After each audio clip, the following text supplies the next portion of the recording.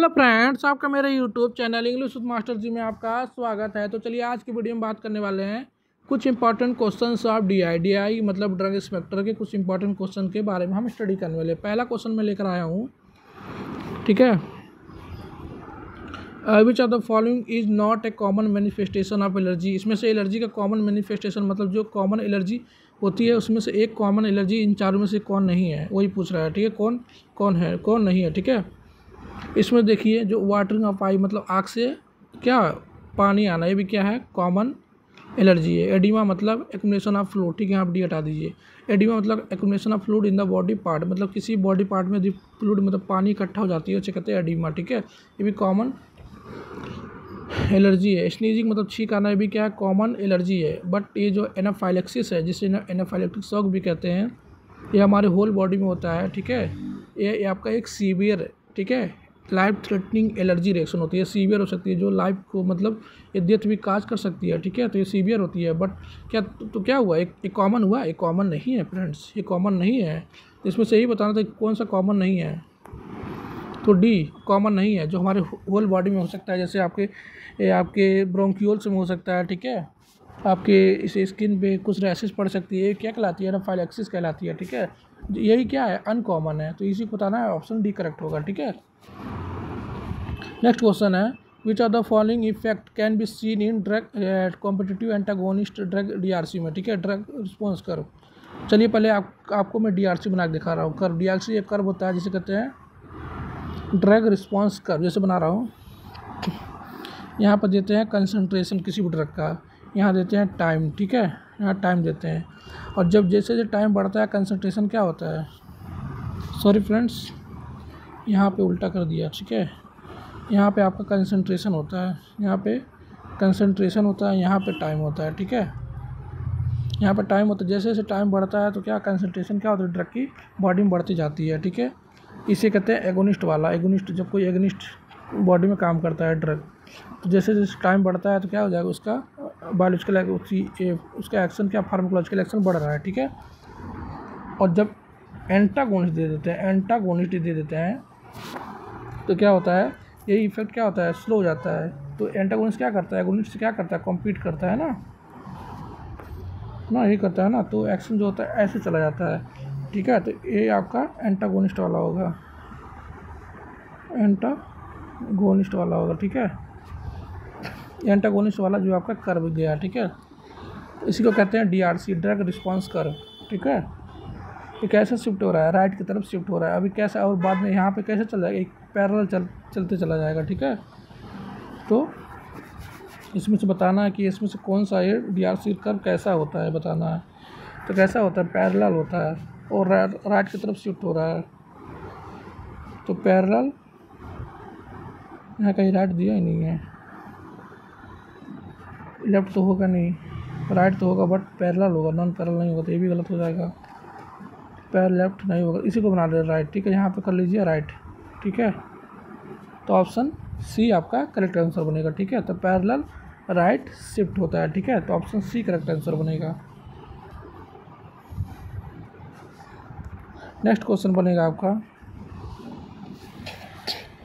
Hyper sensitivity to an allergen is due to, क्या कह रहा है कि कोई भी एलर्जन मतलब जो हमारी बॉडी में एलर्जी काज करती है, कोई भी सब्सटेंस या कोई भी चीज़ जो हमारी बॉडी में एलर्जी काज करती है उसे कहते हैं क्या, एलर्जन कहते हैं, ठीक है, एलर्जन कहते हैं।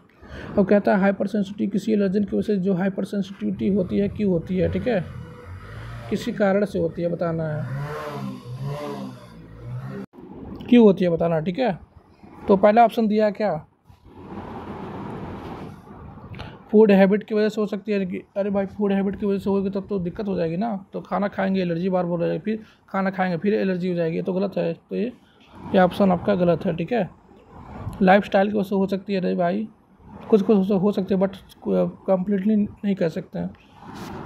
एनवायरनमेंट की वजह से हो सकती है, हाँ कुछ हद तक हो सकती है, पूरा नहीं हो सकती है, कम्प्लीटली नहीं कह सकते हैं, यही बस कारण है। तो आपका ये भी गलत है।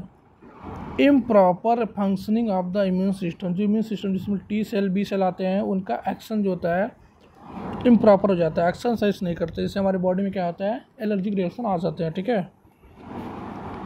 तो करेक्ट आंसर बनेगा ऑप्शन सी, जब हमारी बॉडी में इम्यून सिस्टम का इम्प्रॉपर मतलब प्रॉपर तरीके से एक्शन फंक्शनिंग नहीं करती है तो उसकी वजह से क्या होती है, हाइपर सेंसिटिविटी रिएक्शन दिखाई देती है। ठीक है, तो ऑप्शन सी करेक्ट आंसर बनेगा।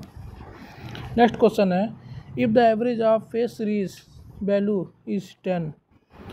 अब ये कहाँ से क्वेश्चन पूछा है, आपके क्या स्टैटिस्टिक्स, ठीक है, स्टैटिस्टिक्स जो पढ़े होंगे फार्मेसी में उससे क्वेश्चन आया है। ठीक है,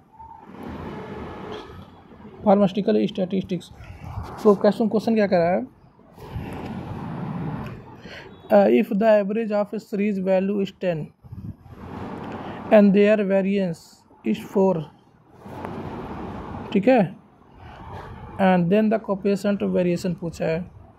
देखिए वैल्यू क्या वैल्यू दिया है, the average of a series value मतलब क्या दिया है, एक्स बार मतलब क्या, एवरेज दिया है, मीन दिया है, मीन, ठीक है, अरिथमेटिक मीन दिया है, एक्स बार कितना दिया है, 10 दिया है, और वेरिएंस दिया है, वेरिएंस मतलब सिग्मा का वैल्यू दिया है, कितना दिया है, 4।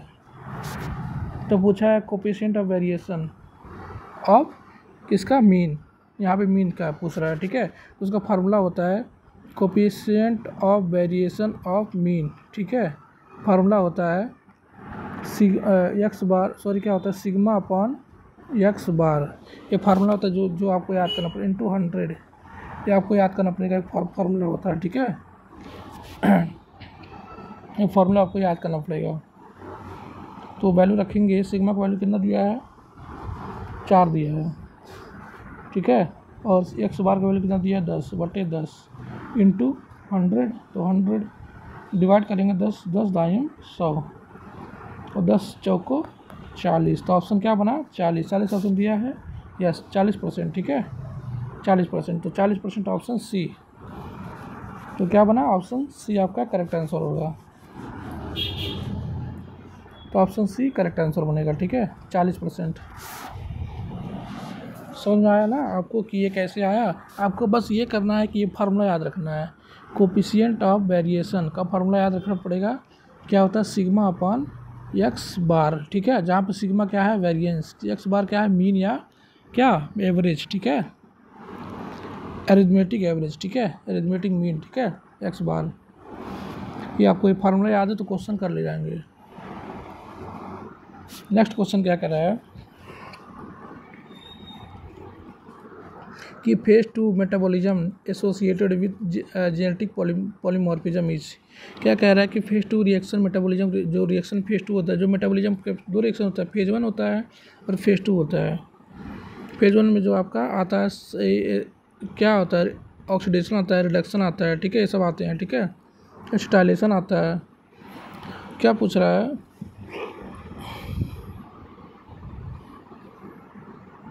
क्या होता है कि जो आपका, चलिए ऑप्शन देखते हैं क्या क्या कह रहा है। ठीक है, ऑप्शन देखते हैं क्या क्या कहता है। पहला ऑप्शन एसिटाइलेशन, ये आपका मेटाबॉलिज्म 2 का एक टाइप है, ठीक है, मेटाबॉलिज्म 2 का टाइप है। ऑक्सीडेशन टाइप मेटाबॉलिज्म 1 का टाइप है। रिडक्शन मेटाबॉलिज्म 1 का टाइप है। ग्लूटाथायोन कॉन्जुगेशन मेटाबॉलिज्म 2 का टाइप है। पूछ रहा है कि phase 2 metabolism associated with genetic polymorphism, ही इसमें जेनेटिक पॉलीमॉर्फिज्म हो जाता है, ठीक है, किसमें होता है, ग्लूटाथायोन कॉन्जुगेशन में होता है, ठीक है, तो ऑप्शन डी आपका करेक्ट आंसर बनेगा।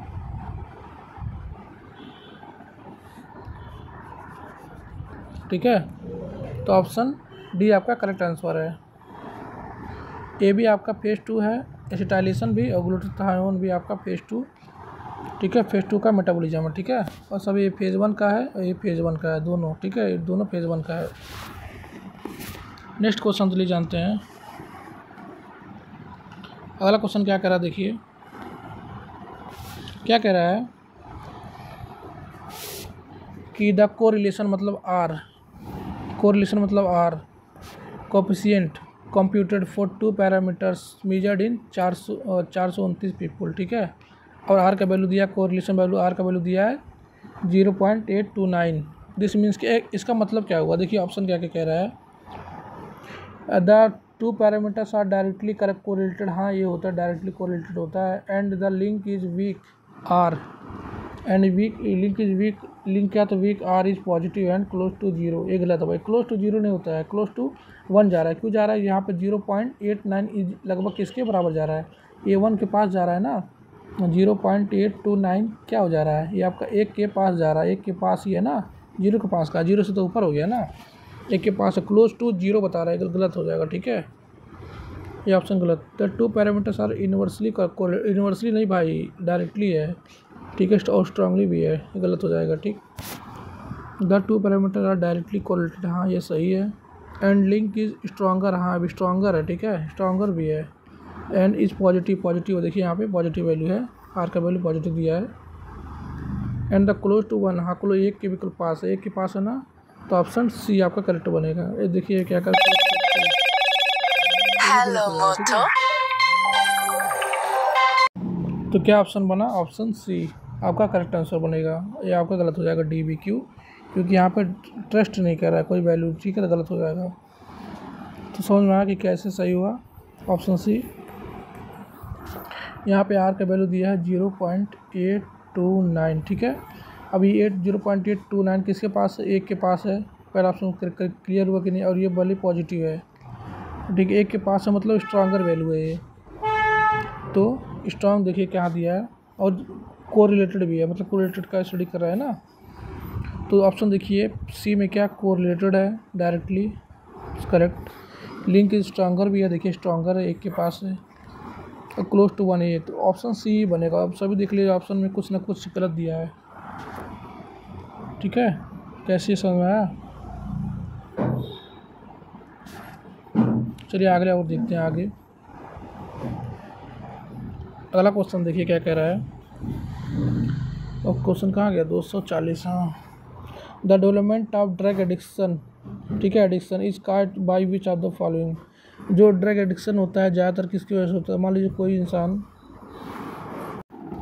इंसान क्या कर रहा है, ड्रग का बार बार खा रहा है, उसको एडिक्शन हो जाती है ड्रग की। तो क्या होता है कि उसके दौरान क्या होता है, जो गाबा जो न्यूरोट्रांसमीटर होता है, GABA, gamma amino butyric acid. ठीक है, गामा अमीनो ब्यूटारिक एसिड, ये आपका कैसा एक न्यूरोट्रांसमीटर होता है। क्या होता है? न्यूरोट्रांसमीटर, बट कैसा? इनहिबिटरी न्यूरोट्रांसमीटर होता है। ठीक है, जो हमारे बॉडी में, जो हमारी सीनस में क्या करता है, न्यूरॉन का एक्साइटेशन क्या करता है, रिड्यूस कर देता है। जैसे हमारी ब्रेन क्या होती है, शांत, मतलब सीडेट हो जाती है। हमारी ब्रेन क्या कैसी शांत हो जाती है, ज़्यादा टेंशन है तो उसको दूर करता है। ठीक है, तो ऐसे काम करता है गाबा। तो बार बार कोई ड्रग का एक्यूमुलेशन करे तो हमारे एडिक्शन हो जाती है, जिससे क्या होती है, गाबा क्या होती है, इनहिबिट हो जाती है।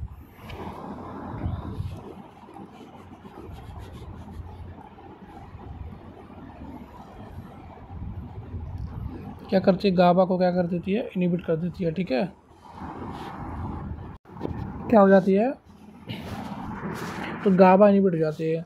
और जैसे इंसान क्या करेगा, इस ड्रग को खाएगा, मतलब कोई भी ड्रग जो उसका एडिक्शन हो गया है, उस ड्रग को खाएगा, तुरंत क्या करेगा, वो ड्रग गाबा को क्या करेगा, इनहिबिट कर देगा। गाबा जब इनहिबिट हो जाएगा, रिसेप्टर से बाहर नहीं कर पाएगी, तो ब्रेन का एक्साइटेबिलिटी बढ़ जाएगी, जिससे उसका किसी भी काम में काम करने को मन लगेगा। ठीक है, तभी ना कुछ लोग होते हैं कि ये ड्रग खा लिए ताकत आ जाती है, कुछ काम करेंगे। ठीक है, ये होता है।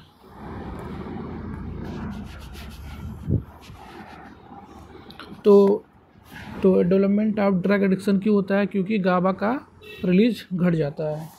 तो डेवलपमेंट ऑफ ड्रग एडिक्शन क्यों होता है? क्योंकि गाबा का रिलीज क्या हो जाता है, घट जाता है, इनहिबिट हो जाता है। ठीक है, किसके द्वारा? उस ड्रग के द्वारा। तो ऑप्शन बी करेक्ट आंसर बनेगा।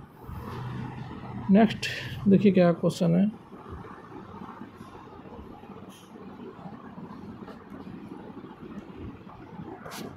दो से 41 व्हेन डज टेकीफाइलेक्सिस अगर, टेकीफाइलेक्सिस मतलब क्या होता है, rapid development of tolerance.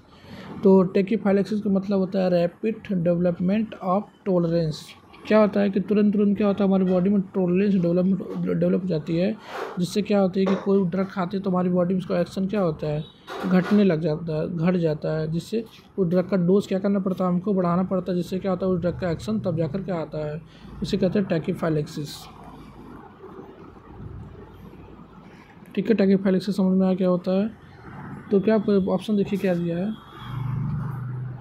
When there is decrease receptor mediated response, क्या कह रहा है कि टैकीफाइलेक्सिस कब हो जाता है? When there is decrease receptor mediated response to a drug, क्या हो रहा है कि किसी भी ड्रग के प्रति क्या हो रहा है कि रिस्पॉन्स कम हो जा रहा है, डिक्रीज हो जा रहा है, उसे क्या कहते हैं? टैकीफाइलेक्सिस। ऑप्शन ए आपका करेक्ट बनेगा।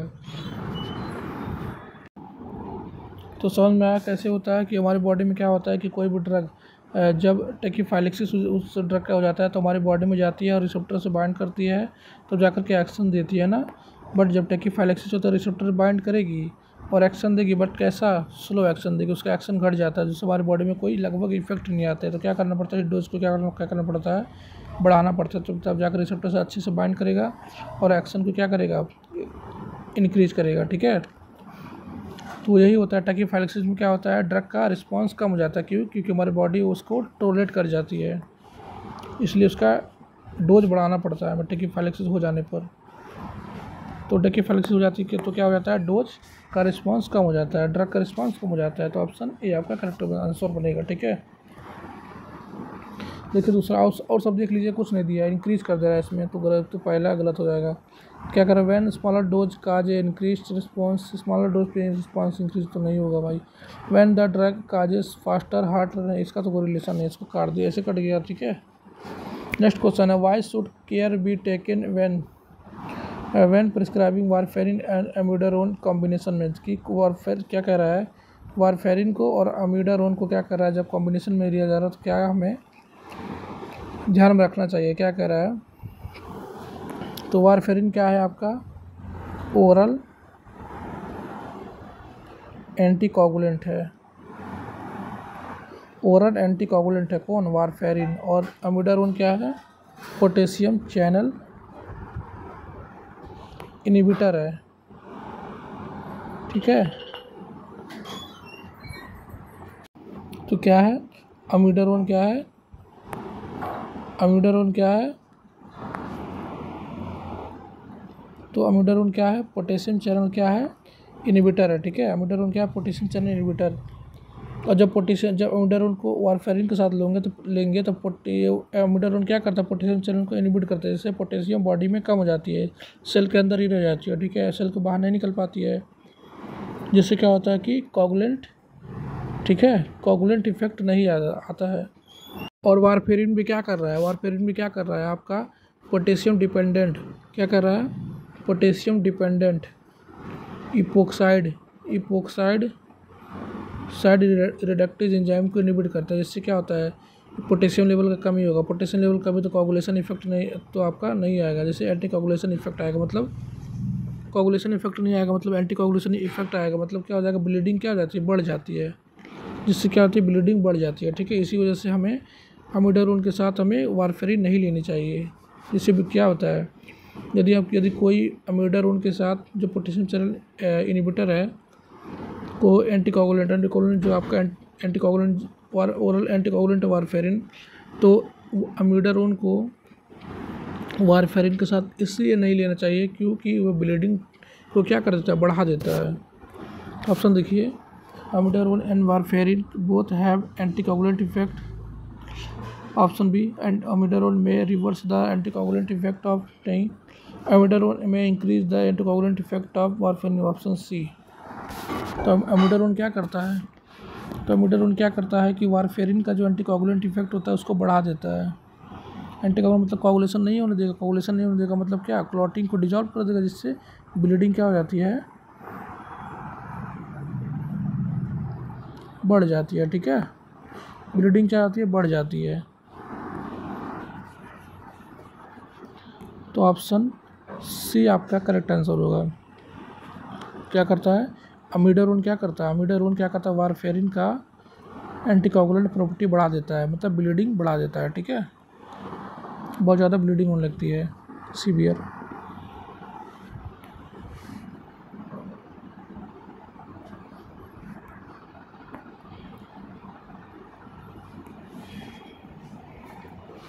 नेक्स्ट क्वेश्चन देखिए क्या कह रहा है? Following are the phase 1 reaction except. क्या कह रहा है कि इसमें से जितने फेज 1 रिएक्शन है एक्सेप्ट एक को छोड़ करके। ठीक है, देखिए क्या दिया है? ऑक्सीडेशन क्या है? फेज 1 रिएक्शन है, मेटाबॉलिज्म का फेज वन रिएक्शन, और रिडक्शन क्या है, फेज वन रिएक्शन मेटाबॉलिज्म का, ठीक है। हाइड्रोलिटिक रिएक्शन मतलब हाइड्रोलिसिस, हाइड्रोलिटिक रिएक्शन मतलब हाइड्रोलिसिस भी क्या होता है, phase one reaction. Sulphide reaction ये आपका फेज टू रिएक्शन है, ठीक है। तो क्या कह रहा है कि हमें फेज वन के अलावा बताना, एक्सेप्ट कौन सा अलावा फेज वन का, मतलब फेज टू को बताना है, तो ऑप्शन डी करेक्ट आंसर बनेगा, ठीक है।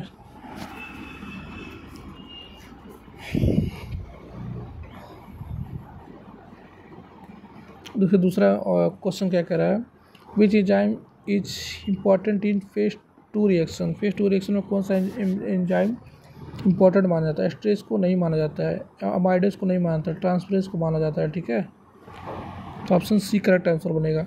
जो ट्रांसफरेज एंजाइम होता है फेज टू रिएक्शन में बहुत ही इंपॉर्टेंट रोल, ठीक है, अदा करता है, ठीक है। बहुत इंपॉर्टेंट उसका रोल होता है किसका, ट्रांसफरेज एंजाइम का इन फेज टू रिएक्शन में, ठीक है, याद कर लीजिए।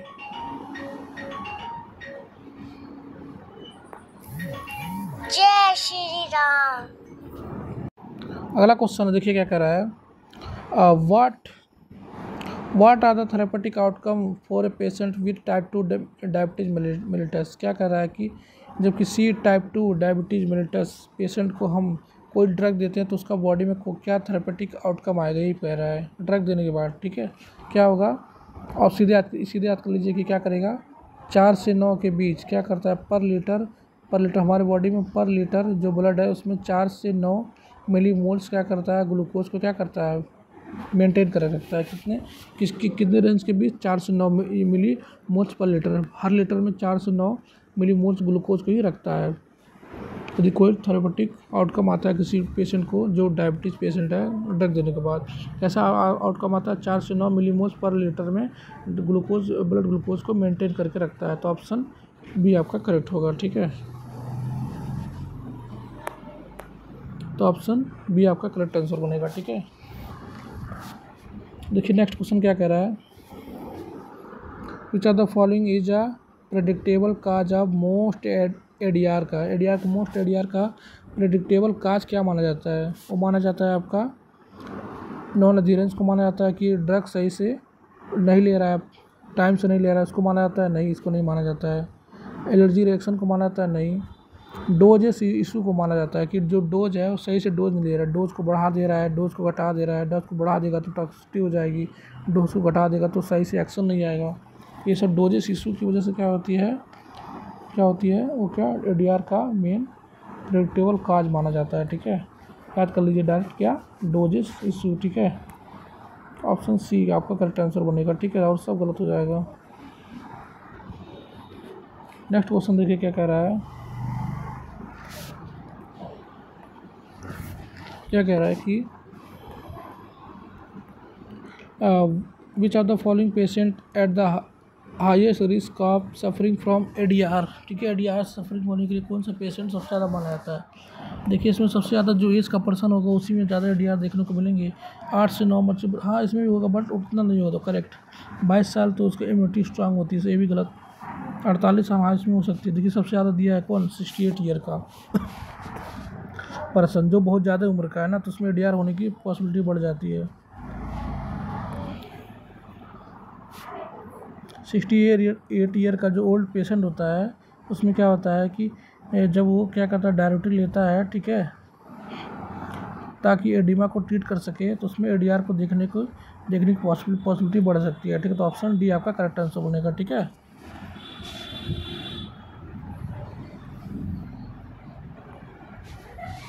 नेक्स्ट क्वेश्चन देखिए क्या कह रहा है, which of the following would you classify as a pharmacodynamic interaction, ठीक है। क्या कह रहे हैं, फार्माकोडायनेमिक इंटरेक्शन आप इसमें से किसको कहेंगे, ठीक है। देखिए क्या अगर ड्रग का एग्जांपल दिया है कि एस इनहिबिटर ड्रग को क्या करेंगे, जब हम एस इनहिबिटर ड्रग को हम लेंगे किसी पोटेशियम स्पीरिन डायबिटिक के साथ, तो लाइफ थ्रेटनिंग हो सकती है, जिससे हाइपरकैलेमिया हो जाती है, जो लाइफ थ्रेटनिंग है। अब हाइपरकैलेमिया मतलब होता है पोटेशियम लेवल का इंक्रीज हो जाना, क्या कहलाता है, हाइपरकैलेमिया, ठीक है। जब हमारी बॉडी में पोटेशियम का लेवल बढ़ जाता है उसे कहते हैं हाइपरकैलेमिया, ठीक है, हाइपरकैलेमिया।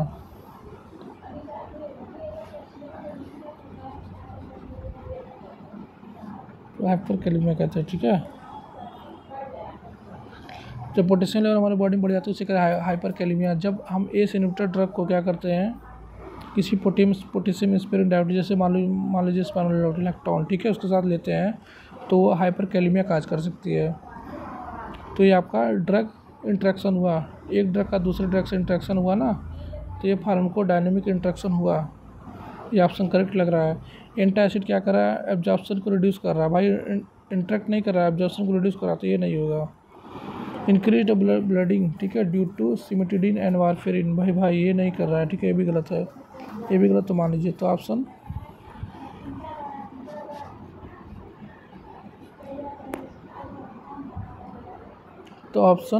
ए आपका करेक्ट आंसर बनेगा, ठीक है। नेक्स्ट क्वेश्चन देखिए क्या कह रहा है कि आइडियोसिंक्रेसी क्या होता है। देखिए कि पहले जान लीजिए आइडियोसिंक्रेसी मतलब क्या होता है। कि आइडियोसिंक्रेसी मान लीजिए कोई इंसान जो ड्रग ले रहा है, उसके बॉडी में कोई ड्रग लेने पे कुछ एलर्जी रिएक्शन आ रहा है, बट इसी ड्रग को कोई और इंसान ले रहा है तो उसके बॉडी में एलर्जी रिएक्शन नहीं देखे जा रहा है, तो उससे कहते हैं आइडियोसिंक्रेसी। मतलब एक ड्रग का अलग अलग लोगों में अलग अलग रिएक्शन शो होना, उससे कहते हैं आइडियोसिंक्रेसी। बट आइडियोसिंक्रेसी ऐसा नहीं है कि सभी में एक ही कॉमन देखा जाता है। आइडियोसिंक्रेसी रेयर है, किसी किसी में देखने को मिलती है, ठीक है। तो आइडियोसिंक्रेसी आपका अलग अलग लोगों में अलग अलग रिएक्शन शो करता है, उसे कहते हैं आइडियोसिंक्रेसी, ठीक है। अब आइडियोसिंक्रेसी आपका एक अनप्रेडिक्टेबल होता है, ठीक है, अनप्रेडिक्टेबल होता है, जो आपको हम अनुमान ना लगा सकते हैं कि ये कैसे हो रहा है, ठीक है, इसको कोई हम बता नहीं सकते कि इसका काज क्या है होने का, ये आपका अनप्रेडिक्टेबल होता है। तो देखिए टाइप ए जो होता है ऑगमेंटेड होता है, इसमें पता होता है क्यों होता है, ये नहीं होगा। टाइप बी बिजारे होता है, ठीक है, बिजारे, ठीक है, ये क्या होता है, अनप्रेडिक्टेबल होता है। ऑप्शन बी आपका करेक्ट आंसर बनेगा। टाइप सी क्रोनिक नहीं, टाइप टी, ये टाइप डी भी नहीं होगा, ठीक है। तो ऑप्शन बी बिजारे, ठीक है, ये भी बिजारे मतलब कोई अनप्रेडिक्टेबल है, तो ऑप्शन बी आपका करेक्ट आंसर बनेगा, ठीक है। नेक्स्ट क्वेश्चन देखिए क्या कर रहा है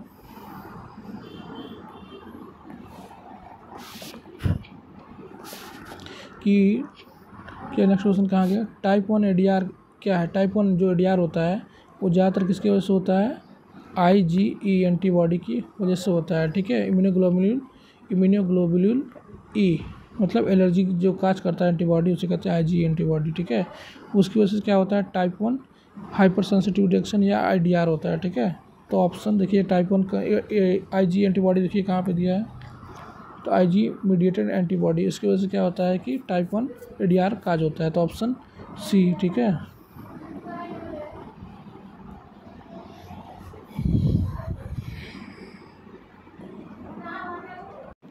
नेक्स्ट क्वेश्चन देखिए क्या कह रहा है। द ट्रेडमार्क एक्ट, ठीक है, टू अमेंड, ठीक है, अमेंड एंड कंसोलिडेट लॉ को मजबूत करने के लिए, उसमें सुधार करने के लिए ट्रेडमार्क एक्ट, ठीक है, प्रोवाइड रजिस्ट्रेशन को प्रोवाइड करता है, बेटर प्रोटेक्शन प्रोवाइड करता है ट्रेडमार्क गुड्स, किसके लिए, गुड्स के लिए, सर्विसेज के लिए, and prevention of the use of fraudulent मतलब फ्रॉड जो ट्रेडमार्क होता है उसको प्रिवेंट करना। ये सब मतलब ये कह रहा है कि ट्रेडमार्क जो एक्ट है वो कब आया, ये पूछ रहा है। 1999 में आया। Option C B, option B आपका करेक्ट होगा, ठीक है। तो ऑप्शन बी 1999 में क्या हुआ है, ट्रेडमार्क एक्ट आया, ठीक है, याद कर लीजिए।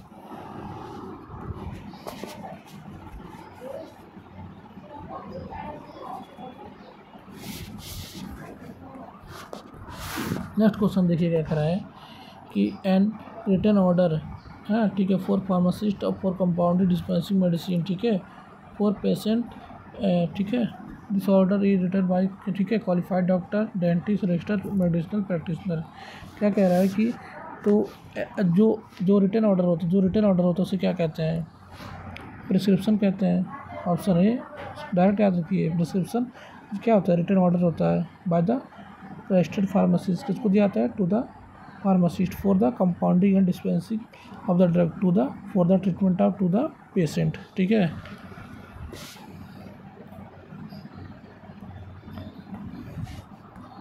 तो ऑप्शन ये आपका करेक्ट आंसर बनेगा, ठीक है।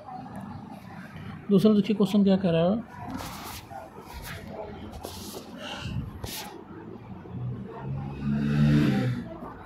नेक्स्ट क्वेश्चन देखिए क्या करें, handling of prescription consist which are the following steps. जब प्रिस्क्रिप्शन कोई फार्मासिस्ट क्या करता लेता है तो कैसे उसको हैंडलिंग करता है, ठीक है, कैसे उसका हैंडलिंग करता है। देखिए पहले क्या करें स्टेप, देखिए रिसीव करता है, चेकिंग करता है, फिनिशिंग करता है, रीड करता है। तो रिसीव करेगा उसके बाद रीड करता है,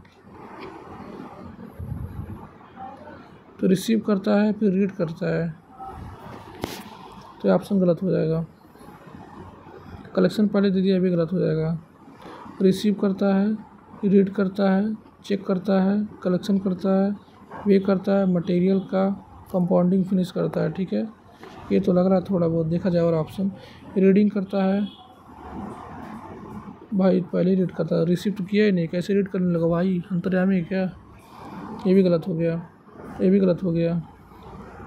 तो ऑप्शन सी आपका करेक्ट आंसर बने। इसमें रिसीव करेगा, पहले रीड करेगा, फिर चेक करेगा, कलेक्शन करेगा मेडिसिन का, वे करेगा, ठीक है, ऑफ द मटेरियल का, ठीक है, कंपाउंडिंग, ठीक है, कंपाउंडिंग करेगा और फिनिशिंग करेगा। ऑप्शन सी आपका करेक्ट आंसर बना। तो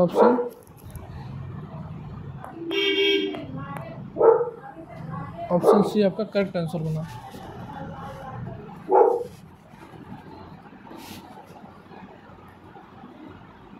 ठीक है, नेक्स्ट क्वेश्चन देखिए क्या कह रहा है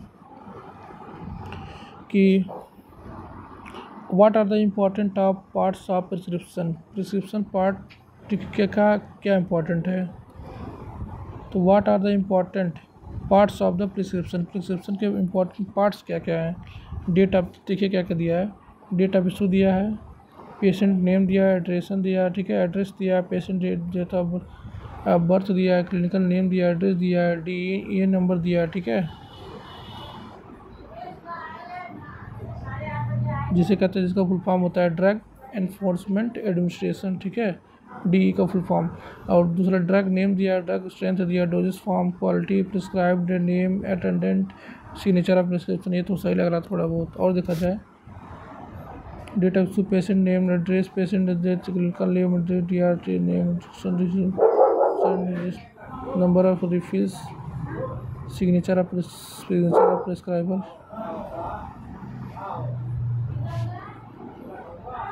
इसमें क्या date of issue, patient name, address, इसमें पूरा नहीं दिया है, गलत हो जाएगा।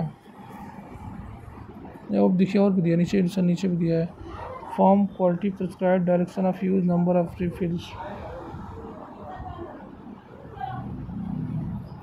Company, direction, number of refill.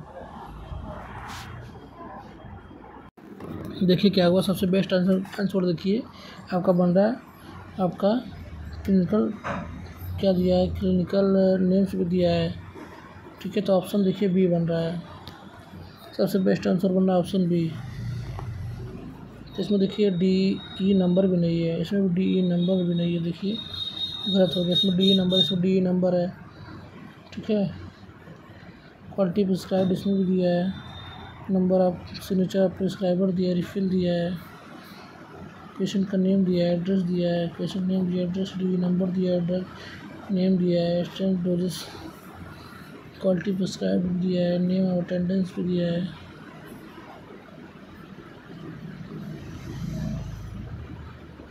Name of attendance,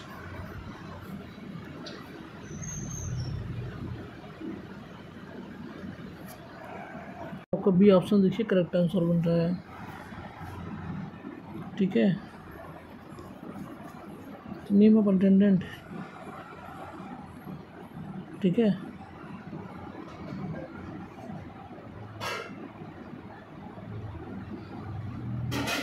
इसका ज़रूरत नहीं है, ठीक है। तो ऑप्शन देखिए क्या बन रहा है, बी करेक्ट आंसर बन रहा है। लास्ट में पता चला कि ऑप्शन बी करेक्ट आंसर है।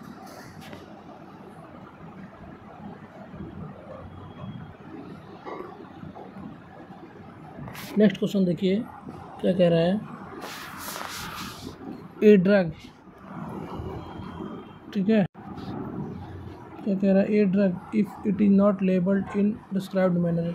जब कोई भी ड्रग जो होता है एक सही तरीके से लेबल्ड नहीं होता है, उसमें कुछ दिक्कत है, चाहे मान लीजिए टैबलेट है इसमें कुछ क्या है, एब्रेशन है, ठीक है, कुछ इसमें फटा ड्रग, कटा पिटा ड्रग है। इसका जो पैकेजिंग सही से नहीं तो उसे कहते हैं मिस ब्रांडेड ड्रग कहते हैं। क्या कहते हैं? मिस ब्रांडेड ड्रग कहते हैं, ठीक है। तो ऑप्शन देखिए क्या कह रहा है, कौन सा? तो ऑप्शन देखिए, ये आपका करेक्ट आंसर बन रहा है, ठीक है।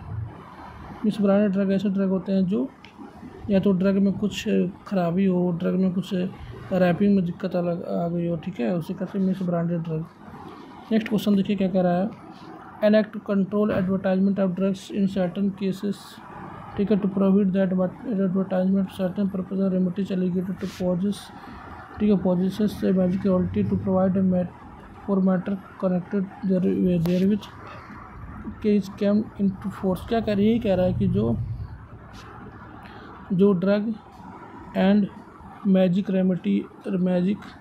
रेमेडीज, ठीक है, एक्ट जो आया कब आया, कब जो आया था 1954 में आया, बट इसको कैम टू फोर्स किया गया, मतलब अप्लाई किया गया 1955 में, ठीक है। तो क्या पूछ रहा है, कैम टू फोर्स कब हुआ? 1955 में हुआ, तो कैम टू फोर्स 1955 में, ठीक है।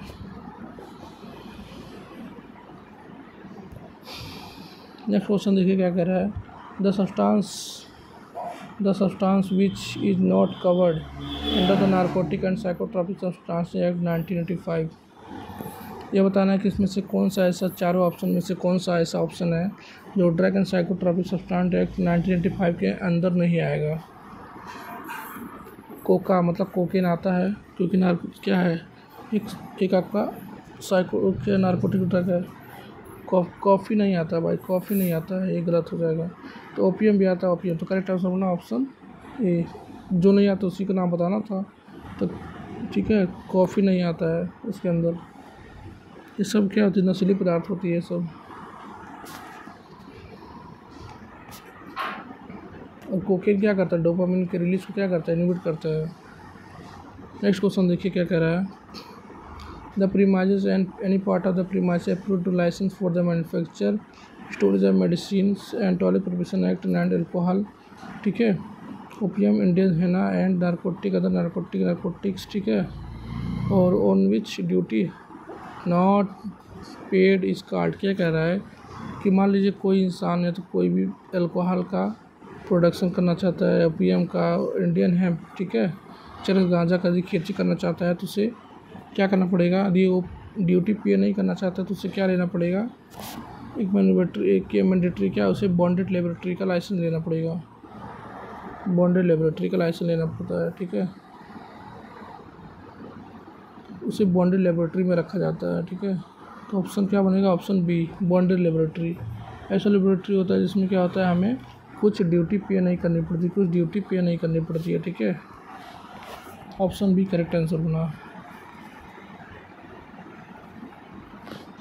नेक्स्ट क्वेश्चन देखिए क्या कह रहा है कि पैक साइज ऑफ ड्रग्स, ठीक है, किस में दिया था, देखिए क्या होता है, शेड्यूल पी नहीं होता है कुछ, ठीक है, शेड्यूल एस होता है, ठीक है, कॉस्मेटिक के बारे में बताया गया। शेड्यूल पी जो होता है, शेड्यूल पी वन जो होता है, जो शेड्यूल पी होता है वो लाइफ पीरियड ऑफ ड्रग के बारे में बताया जाता है, लाइफ पीरियड ऑफ ड्रग के बारे में बताया जाता है इसमें। और शेड्यूल पी फर्स्ट जो होता है उसमें क्या कहता है, pack size of the drug बताया जाता है, ठीक है। तो इसमें देखिए क्या बोल रहा है कि क्या बोला, पैक साइज ऑफ ड्रग, तो शेड्यूल P1 होगा। तो ऑप्शन ए, आप क्या ऑप्शन क्या है, डी आपका करेक्ट आंसर बना था, ऑप्शन डी आपका करेक्ट आंसर बना, जिसमें क्या बताया जाता है कि pack size of the drug बताया जाता है, ठीक है। शेड्यूल पी में क्या बताया था, life period of the drug, ठीक है, ये अंतर है। नेक्स्ट क्वेश्चन देखिए क्या कह रहा है, the medicinal and toilet preparation act कब आया? 1955 में आया, ठीक है। एक्ट होता है जो प्रोवाइड करता है फॉर द लेवी, मतलब पैसा इकट्ठा करने के लिए, कलेक्शन ऑफ ड्यूटी इकट्ठा करने के लिए, किसका, एक्साइज का, ऑन मेडिसिन, ठीक है, मेडिसिन और टॉयलेट प्रिपरेशन, जो एक्सटर्नल यूज़ करने के लिए जो बॉडी पे यूज़ करते हैं उसे कहते हैं टॉयलेट प्रिपरेशन, ठीक है। तो इसमें से कौन सा क्या कह रहा है कि हम ऐसा है जिसके ऊपर हम लेवी चंदा इकट्ठा कर सकते हैं। इसके एल्कोहल के ऊपर कर सकते हैं, नारकोटिक के ऊपर कर सकते हैं ऑप्शन जिस पे, तो ऑप्शन सी आपका करेक्ट आंसर बना। दोनों के ऊपर कर सकते हैं ना, एल्कोहल के ऊपर भी क्या होता है,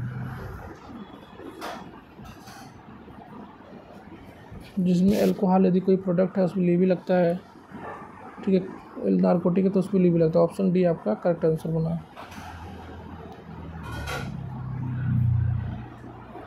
तो अगला देखिए क्वेश्चन क्या है, अगला क्वेश्चन देखिए क्या कह रहा है।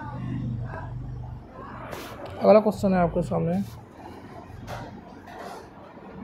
ए पर्सन, ठीक है, शैल बी डीम्ड माना जाता है to falsified to trade mark who, किसको माना जाता है, इसमें से कोई भी ऐसा इंसान जो मतलब जो फॉल्स कह रहा है, ठीक है, ट्रेड मार्क क्या कह रहा है कि वो गलत है, इसमें से कोई भी नहीं है, ठीक है, नॉन ऑफ द अबव बने, क्वेश्चन का आंसर बनेगा, ठीक है। इस क्वेश्चन में थोड़ा कन्फ्यूजन है, ठीक है फ्रेंड्स, को बाद में देखा जाता है, बट आंसर इसमें से कोई नहीं मिल रहा है, ठीक है, तो आंसर कोचिंग लाएंगे आपको बताएंगे। नेक्स्ट क्वेश्चन है, हु सेड, किसने कहा, हु सेड किसने कहा था, even if your own life be in danger, यदि आपका जीवन भी खतरे में हो जाए, you should not be neglect, ठीक है, किसी भी पेशेंट के इंटरेस्ट को धोखा नहीं देना चाहिए। ये किसने कहा था, ये कहा था चरक ने कहा था, ठीक है, याद कर लीजिए स्टेटमेंट, किसने कहा था, चरक ने कहा था। ऑप्शन सी आपका करेक्ट आंसर बना।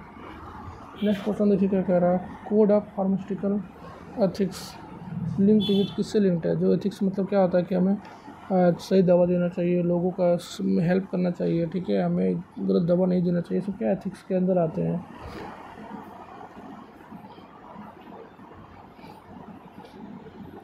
तो क्या कह रहा है, परचेज ऑफ ड्रग, हमें सही ड्रग का परचेज करना चाहिए, ये भी एथिक्स है।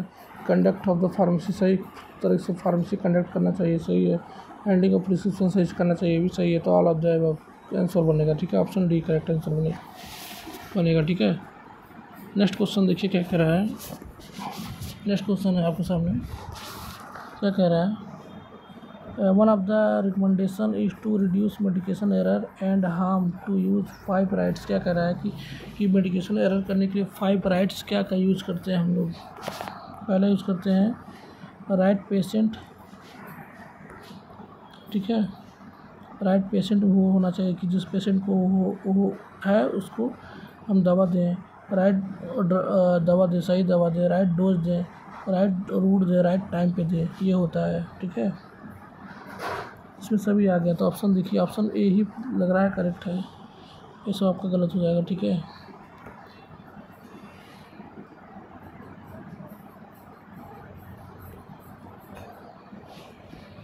नेक्स्ट क्वेश्चन है, incompatibility occurs when the combination the component of medicines interact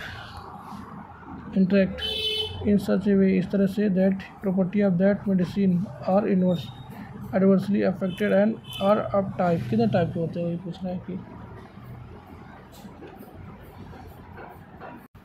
तो हमें बताना कितने टाइप के होते हैं। देखिए कितने टाइप के होते हैं कि आपका जो ड्रग जो इनकम्पेटिबिलिटी होती है वही बताना कितने टाइप की होती है। फिर देखिए इसमें क्या दिया है, फिजिकल भी हो सकता है, केमिकल भी हो सकता है, थेरेपेटिक भी हो सकता है। तो ऑप्शन सी करेक्ट है, केमिकल थेरेपेटिक बस नहीं होगा, फिजिकल थेरेपेटिक बस नहीं होगा, तीनों होगा, फिजिकल भी होगा, केमिकल भी होगा, थेरेपेटिक। ऑप्शन सी आपका करेक्ट आंसर बना, ठीक है। नेक्स्ट क्वेश्चन है, RX मतलब गॉड ऑफ जुपिटर इसको कहते हैं, ठीक है। देखिए कैस्टर ऑयल दिया है, वाटर दिया है, क्या कह रहा है, in this prescription castor oil is immiscible, ठीक है, with water due to high interfacial tension and is a sign of incompatibility to overcome this type of incompatibility we need, हमें क्या चाहिए मतलब। तो क्या कह रहा है कि आपका जो कैस्टर ऑयल होता है, जो कैस्टर ऑयल होता है आपका ऑयल होता है, और आप जानते हैं और ऑयल और वाटर क्या कहता है आपस में मिक्स नहीं होते, उनके बीच एक इंटरफेशियल टेंशन बनता है, इंटरफेशियल टेंशन बनता है। इसको रिड्यूस करने के लिए हमें क्या चाहिए, इमल्सिफाइंग एजेंट चाहिए, ठीक है। वही पूछ रहा है कि इनको मिक्स करने के लिए हमें क्या करना पड़ेगा, एक इमल्सिफाइंग एजेंट का यूज़ करना पड़ेगा। अब इसमें से देखिए इमल्सिफाइंग एजेंट का नाम क्या है, अकेसिया क्या है, एक इमल्सिफाइंग एजेंट है, ऑप्शन करेक्ट बनेगा। सुक्रोज नहीं है, ये भी नहीं है, ये भी नहीं है, ठीक है। जिनसे का ड्रग है, ठीक है, ये भी ड्रग है, ये भी एक तरह से ड्रग के साथ एक्सिपिएंट का काम करता है, एक्सिपिएंट के रूप में काम करता है सुक्रोज। अकेसिया क्या है, इमल्सिफाइंग एजेंट है, जो क्या करता है, ड्रग के बीच इंटरफेसियल टेंशन को रिड्यूस करता है। तो वाटर और कैस्ट्रॉल के बीच जो इंटरफेसियल टेंशन बन रहा है तो उसको क्या करेगा, रिड्यूस कर देगा, ठीक है, जिससे वो वाटर और कैस्ट्रॉल के आपस में मिक्सिबल हो जाएंगे।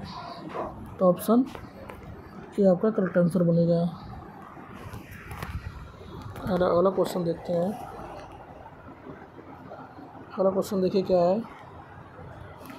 अगला क्वेश्चन आपके सामने, what two drugs are prescribe together they tend to increase the activity of each other. क्या कह रहा है कि देखिए, जब दो ड्रग को आपस में मिलाते हैं तो उनका इफेक्ट बढ़ जा रहा है, ठीक है। इसे कहते हैं सिनर्जिस्टिक इफेक्ट, कहते हैं सिनर्जिस्टिक इफेक्ट कहते हैं। क्या कहते हैं, सिनर्जिस्टिक इफेक्ट कहते हैं, या सिनर्गिज्म कहते हैं। क्या कहते हैं, या सिनर्गिज्म कहते हैं, ठीक है। ये दो तरह के होते हैं, ये पहला एडिटिव होता है, दूसरा सुपर एडिटिव होता है।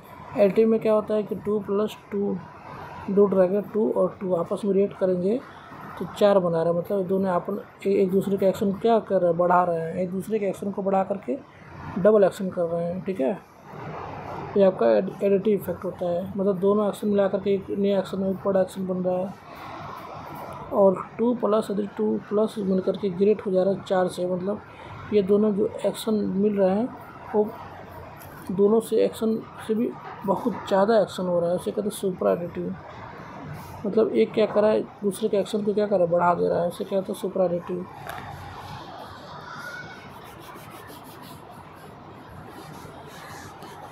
मुझे बताना है इसमें जो इफेक्ट आ रहा है 2+2 जो बढ़ गया 4 से भी ज़्यादा बढ़ गया, उसे कहेंगे हम क्या कहेंगे, सुपर एडिटिव। यहाँ सुपर एडिटिव नहीं दिया है, कहीं नहीं दिया तो सिनर्जिस्टिक इफेक्ट लगा सकते हैं, ठीक है। तो ऑप्शन डी आपका करेक्ट आंसर बनेगा।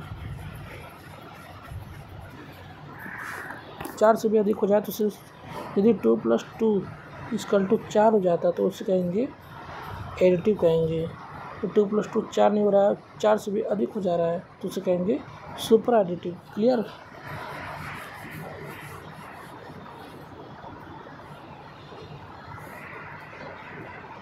चलिए नेक्स्ट क्वेश्चन देखते हैं। नेक्स्ट क्वेश्चन क्या है कि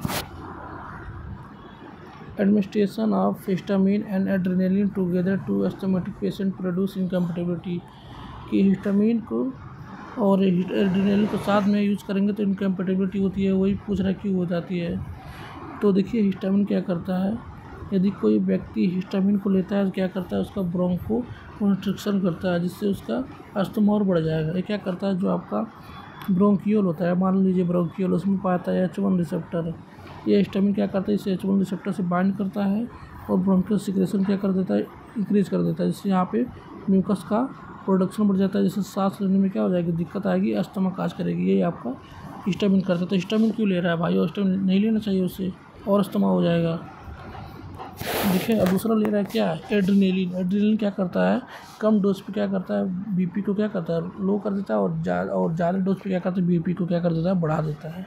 और कम डोज पे क्या करता है, ब्रोंको डायलेशन करता है। और हाई डोज पे क्या करता है, एड्रेनलिन क्या करता है, लो डोज पे क्या करता है, ब्रोंको कॉन्स्ट्रिक्शन करता है। और एड्रेनलिन क्या करता है, हाई डोज पे क्या करता है, ब्रोंको, ठीक है, लो डोज पे क्या करता है, ब्रोंको डायलेशन करता है, ठीक है।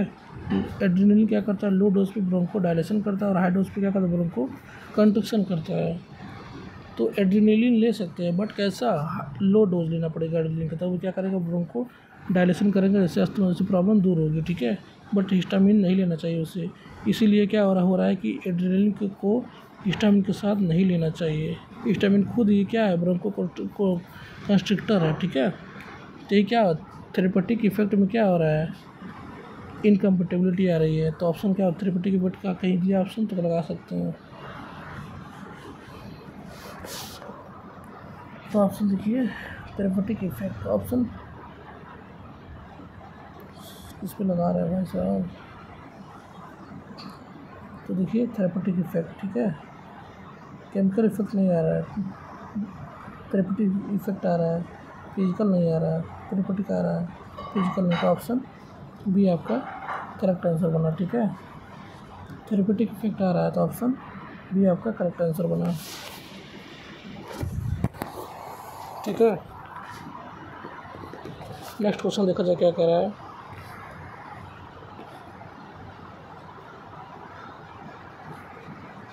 नेक्स्ट क्वेश्चन देखिए क्या है कि टेट्रासाइक्लिन को should not take in milk. Tetracycline को किसके साथ नहीं लेना चाहिए? मिल्क के साथ टेट्रासाइक्लिन को नहीं लेना चाहिए। Option A correct. क्यों? क्योंकि क्या करता है, टीथ का क्या करता है, एनिमल लेयर को क्या करता है, डिस्ट्रॉय कर देता है, और टीथ का डिस्कलर काज करता है, टीथ का रंग बदल देता है, दांत में कुछ डिस्कलरेशन आ जाती है। ठीक है, इसलिए टेट्रासाइक्लिन को मिल्क के साथ नहीं लेना चाहिए। तो ऑप्शन ए करेक्ट हो जाएगा। ठीक है, नेक्स्ट क्वेश्चन है एल्कलॉइड इनकम्पेटिबिलिटी इज विथ होती है कि जो एल्कलॉइड होती है उसकी इनकम्पेटिबिलिटी किसके साथ होती है? याद कर लीजिए, जैसे direct, soluble iodide and salicylate and tannin, इन तीनों के साथ क्या होती है कि एल्कलॉइड का इनकम्पेटिबिलिटी होती है। ठीक है, एल्कलॉइड इनकम्पेटिबल होता है किसके साथ? सोलुबल आयोडाइड के साथ, सैलिसिलेट के साथ, टैनिन के साथ। ठीक है, ठीक है, तो ऑप्शन सी आपका करेक्ट आंसर बना।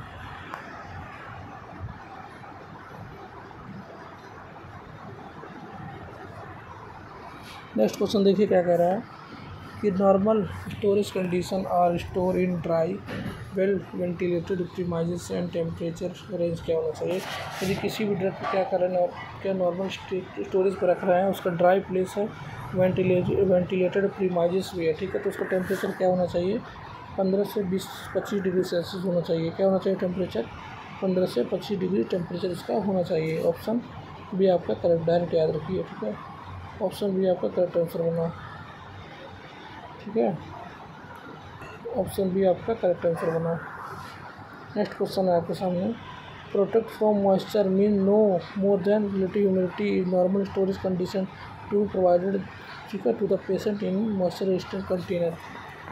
ये क्या कह रहा है कि कोई कंटेनर है जिसका हमें मॉइस्चर से उसको प्रोटेक्ट करना है, तो उसका जो रिलेटिव ह्यूमिडिटी होना चाहिए वो कितना होना चाहिए? पूछ रहा है कितना होना चाहिए? 60% होना चाहिए, 60% होना चाहिए। ठीक है, ऑप्शन डी आपका। ठीक है, अब ह्यूमिडिटी भी दो तरह के होते हैं, एक होता है रिलेटिव ह्यूमिडिटी और एक होता है एब्सोल्यूट ह्यूमिडिटी।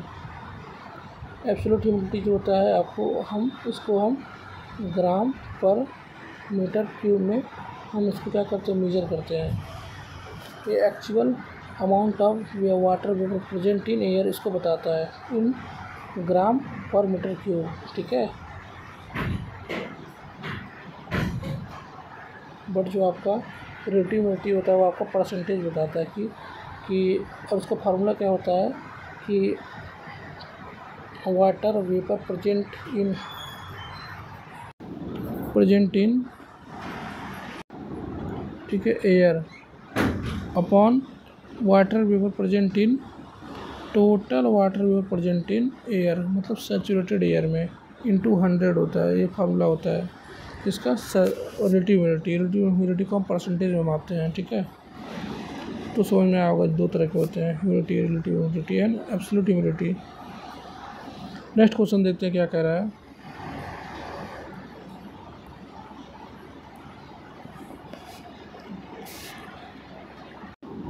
नेक्स्ट क्वेश्चन देखिए क्या कहता है, the primary role of the clinical pharmacist is to, क्या है? प्रोवाइड करना। क्या प्रोवाइड करना?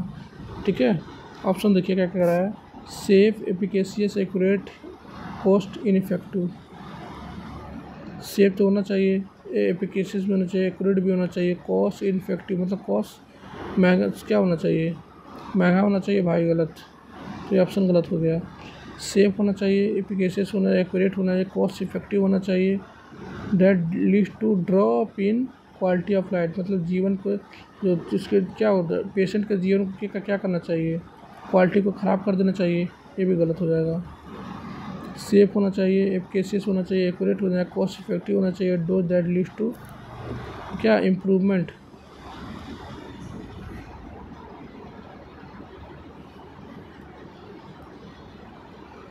क्या कह रहा है, इम्प्रूवमेंट इन क्वालिटी लाइफ। हाँ, ये क्वालिटी लाइफ को इम्प्रूव करना चाहिए, एप्लीकेशन होना चाहिए। तो ऑप्शन सी आपका, तो ये भी क्या है, गलत है। ठीक है,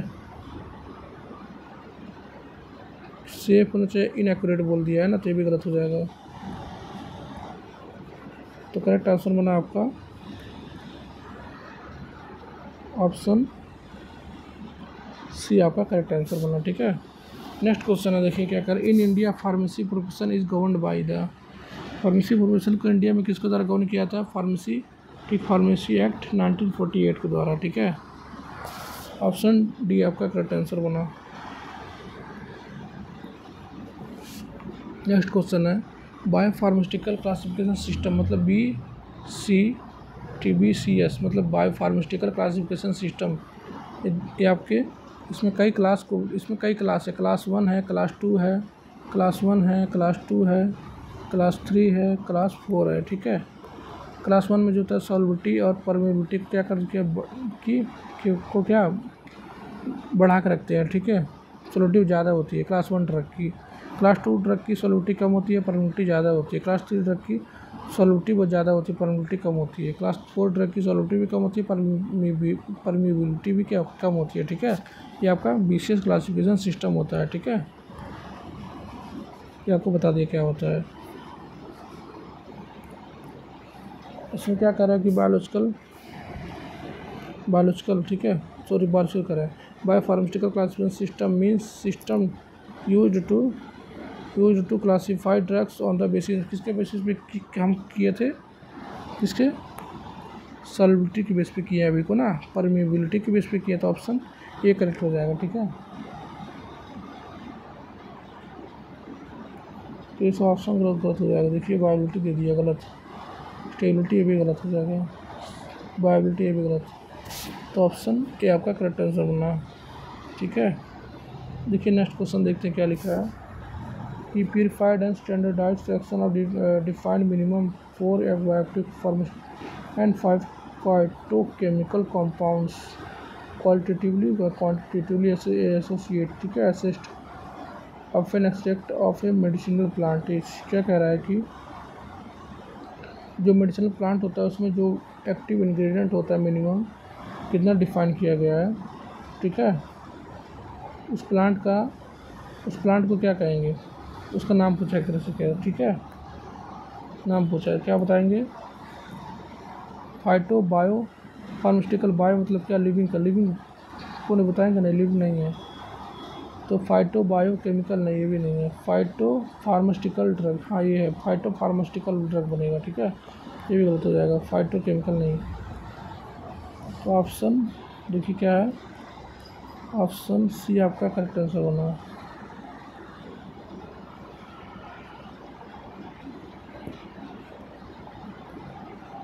ठीक है, नेक्स्ट क्वेश्चन देखिए, an act to regulate import manufacture distribution and sale of drugs and cosmetic is the. तो ड्रग एंड कॉस्मेटिक एक्ट 1940 में बताया गया, 23 आर्टिकल के अंदर बताया गया है। तो drug and cosmetic act 1940 23 article, ये आपका option B, drug and cosmetic act 1940 article 23 के अंदर बताया गया, तो ऑप्शन बी आपका करेक्ट हो जाएगा। ठीक है,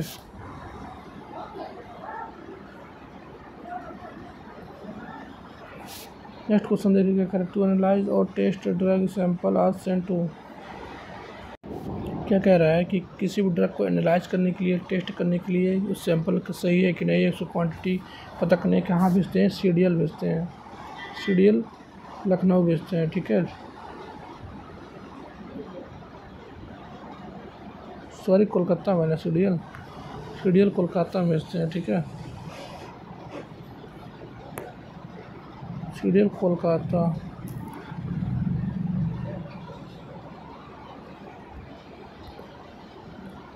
सेंट्रल ड्रग लेबोरेटरी कोलकाता। ठीक है, वहाँ पे है ना, तो कहाँ भेजते हैं, CDL central drug laboratory Kolkata, central drug laboratory, option C, central drug laboratory, option C correct answer बनेगा। ठीक है, नेक्स्ट क्वेश्चन है an import licence for drug specified in schedule X is licence in, मतलब कह रहा है कि शेड्यूल एक्स मतलब जो शेड्यूल एक्स के ड्रग होते हैं उनका जो इम्पोर्ट लाइसेंस लेना चाहते हैं तो किस फॉर्म के अंदर आएगा। वो फॉर्म आता है फॉर्म 10A के अंदर आता है, ठीक है, फॉर्म 10A के अंदर आता है। तो ऑप्शन सी आपका करेक्ट आंसर बनेगा।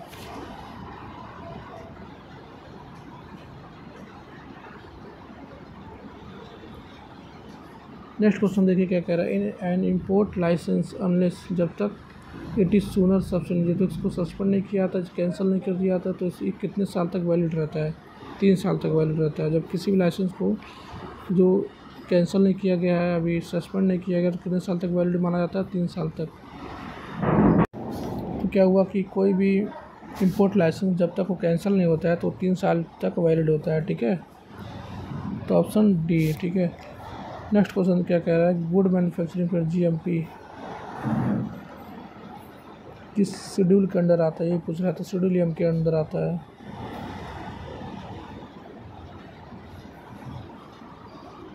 ये क्या है ना कि good manufacturing practice GMP for premises and material are covered under किस शेड्यूल के अंदर आता है? शेड्यूल एम के अंदर। ऑप्शन बी आपका करेक्ट आंसर बना, ठीक है। तो आपका नेक्स्ट क्वेश्चन है 282 atorvastatin and atenolol are drugs, मतलब पूछ रहा है कि एटोरवास्टैटिन एंड एटेनिलॉल किस शेड्यूल के अंदर आते हैं। याद कर लीजिए, जो प्रिस्क्राइब्ड ड्रग होते हैं, प्रिस्क्राइब्ड, ठीक है,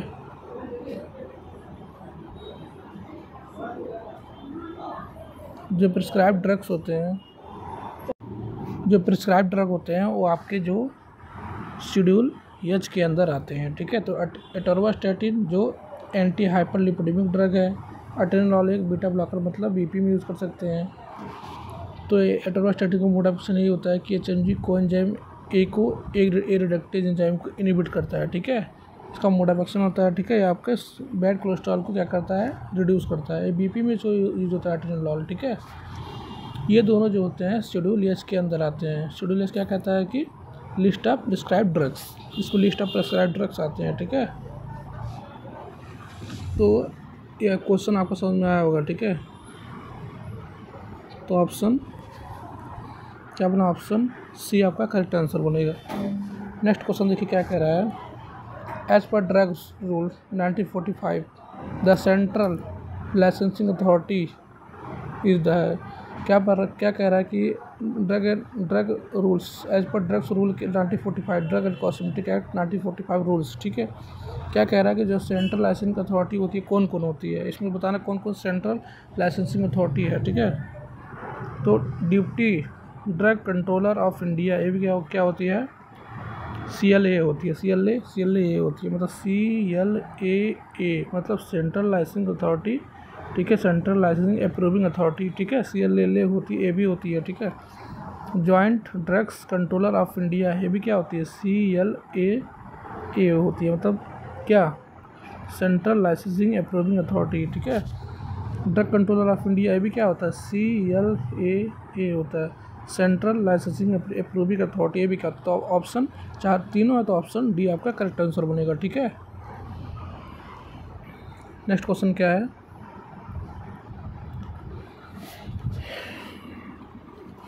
नेक्स्ट क्वेश्चन है a person who is holding qualification granted by A authority specified notified under section 3 medical degree act 1916 article number 7 of 1916 specified in schedule 2 Indian medical council act 1956 article number 102 of 1956। क्या कह रहा है कि ऐसा कौन सा person है, ठीक है। क्या कह रहा है, ऐसा कौन सा पर्सन है जिसके पास मेडिकल डिग्री मिल जाती है, ठीक है। किसी मिलती है, ठीक है, किससे मिलती है आपकी मेडिकल डिग्री? उसे जो देती है उस एक्ट का नाम होता है इंडियन मेडिकल काउंसिल एक्ट। वो किसी व्यक्ति को मेडिकल डिग्री देती है ताकि वो प्रैक्टिस कर सके, ठीक है। तो मेडिकल डिग्री होल्डर वो कौन होता है मेन? क्या वो रजिस्टर्ड मेडिसिन प्रैक्टिसर होता है? नहीं, मेडिसिन तो नहीं होता है, गलत। क्या रजिस्टर्ड मेडिसिन पर्सन होता है? पर्सन शब्द यूज करना गलत, ये भी गलत। तो मेडिकल प्रैक्टिशनर होता है बट रजिस्टर वाला, तो ये भी गलत हो जाएगा। अभी लास्ट में क्या लिखा, रजिस्टर्ड मेडिकल प्रैक्टिशनर, ये ऑप्शन करेक्ट है। ठीक है, आज जिसे कहते हैं शॉर्ट में RMP, जो फिजिशियन आते हैं। ठीक है, तो ऑप्शन डी आपका करेक्ट आंसर बनेगा। ठीक है, नेक्स्ट क्वेश्चन देखिए क्या है।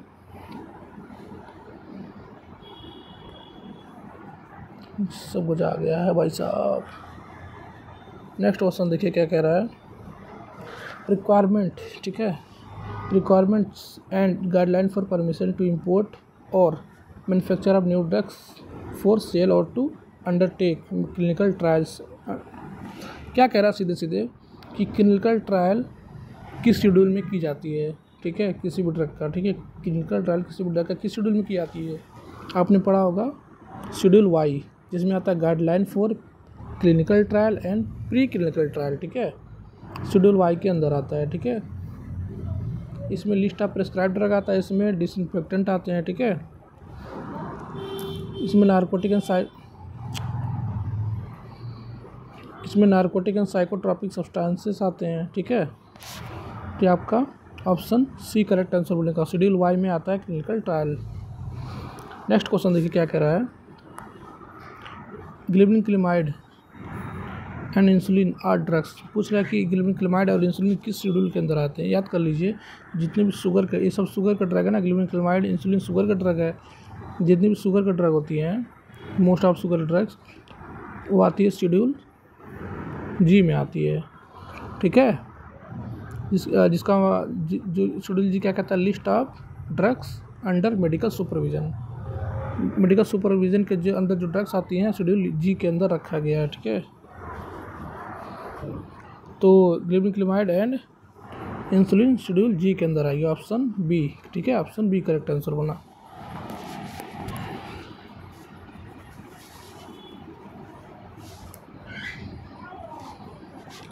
क्या कह रहा है next question 287। Bandage cloth are made up of fibre. किस फाइबर के बने होते हैं।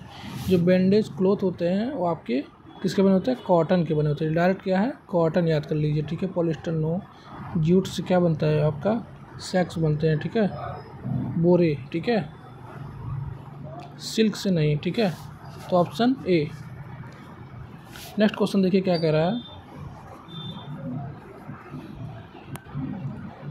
कि म्यूटिस, ठीक है, म्यूटिस मुटांडिस का मतलब क्या होता है। इसका मतलब होता है, म्यूटिस का मतलब होता है म्यूटेशन, मतलब चेंजेस। ठीक है, ना समझ में। अब देखिए इसका मतलब क्या निकलता है। इसका मतलब होता है things will not be change. नहीं, गलत, ये गलत है। Things having not been changed, जिसका देखिए यहाँ पर सी ऑप्शन लिखकर करेक्ट दिया है। थिंग्स हैविंग बीन चेंज्ड, जो बदल चुका है। थिंग्स हैविंग बीन चेंज्ड, जो बदल चुके हैं। ऐसी चीज़ें जो बदल चुकी हैं। दैट, जिसको हैव टू बी चेंज, जिसको बदलना है। ये ऑप्शन सही दिया है। ठीक है, म्यूटिस का मतलब होता है जो बदल गया है। मुटांडिस का मतलब जिसको बदलना है, ये मतलब होता है। ठीक है, तो ऑप्शन देखिए किसमें दिया है, जिसको, तो देखिए, तो म्यूटिस का मतलब जो बदल गया है, मुटांडिस जिसको बदलना है। तो थिंग्स हैविंग बीन चेंज, जो बदल गया है। That have to be change, जिसको बदलना है। तो ऑप्शन देखिए सी आपका करेक्ट दिया है। ठीक है,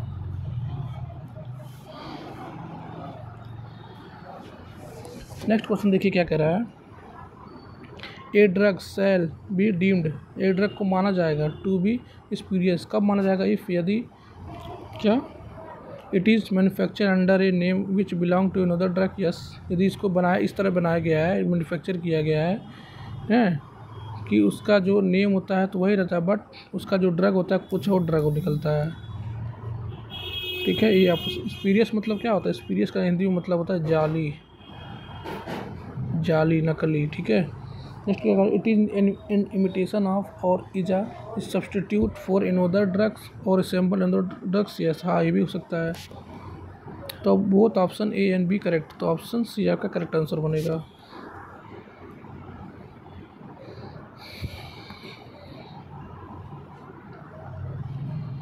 नेक्स्ट क्वेश्चन क्या कह रहा है। हु एवर, जो भी कंट्रावीन उल्लंघन करता है एनी ऑफ द प्रोविजंस, जो प्रोविजन बताया गया, जो प्रावधान बताया गया of the drug and magic remedy. 1950 कब आया था? 1954 में रूल आया 19, बट रूल ये आया कब? बट इसका कैम टू फोर्स कब हुआ, मतलब लागू कब किया गया? 1955 में, ठीक है। तो क्या कह रहा है कि मैजिक रेमेडी के अंदर आता है ऑब्जेक्शनेबल, जो एडवर्टाइजमेंट होता है, जो एडवर्टाइजमेंट नहीं होना चाहिए उसको ऑब्जेक्ट करता है, विरोध करता है, ठीक है। इन एक्ट 1944 कब आया था? 1944 एक्ट आया था। रूल्स मीट देयर एंड, इसके अंदर जो रूल्स बने गए हैं, ठीक है, ठीक है। सेल और फर्स्ट कन्विक्शन क्या कह रहा है कि ऑन फर्स्ट कन्विक्शन, मतलब पहली बार पकड़े जाने पर बी पनिश्ड, सज़ा मिलनी चाहिए। कितने साल की? क्या पूछ रहा है कि मेन क्या पूछ रहा है कि पहली बार पकड़े जाने पर क्या होगा, कितने महीनों की, कितने साल की सज़ा मिलेगी। तो देखिए क्या ऑप्शन बनेगा, इम्प्रिजनमेंट, मतलब जेल हो जाएगी, विच में एक्सटेंड टू 3 मंथ तक, जो 3 मंथ तक जाएगी, ठीक, 3 मंथ का जेल हो जाएगा। ये ऑप्शन गलत, 6 मंथ का होता है जेल। इसमें भी क्या करा 1 मंथ, ये भी गलत। इसमें क्या करा 6 मंथ, ये ऑप्शन करेक्ट बनेगा। जो इसमें क्या होता है 6 महीने की जेल हो जाती है या फाइन देना पड़ता है, या तो दोनों हो सकती है, तो फाइन भी देना पड़ेगा और जेल भी जाना पड़ेगा। तो ऑप्शन सी आपका करेक्ट आंसर बनेगा, ठीक है। मिनिमम 6 महीना हर कन्विक्शन का होता है, ठीक है, लगभग सभी का नहीं कह रहा हूँ।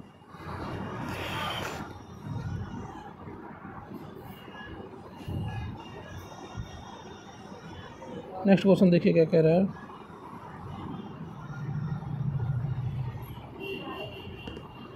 Schedule P covers, schedule P के अंदर क्या क्या आता है, ये पैरा देखिए। शेड्यूल पी जो होता है, पी होता है और पी फर्स्ट होता है।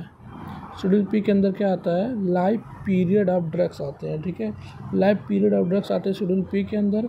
शेड्यूल पी फर्स्ट के अंदर क्या आता है, pack size of drug, pack size of drug, ठीक है, समझ में आया ना, याद कर लीजिए।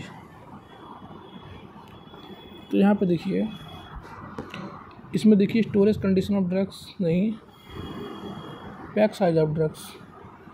हाँ, तो पैक साइज मतलब पैकेजिंग कैसी की जाएगी, मतलब पैकेजिंग कह सकते हैं कि स्टोरेज कह सकते हैं, ठीक है। तो storage condition packaging of drugs, ये भी क्या करें, storage condition packaging of drugs, ये नहीं भाई, स्टोरेज नहीं बताता है, ठीक है, पैक साइज ऑफ ड्रग बताता है, पैकेजिंग ऑफ ड्रग्स ये भी नहीं।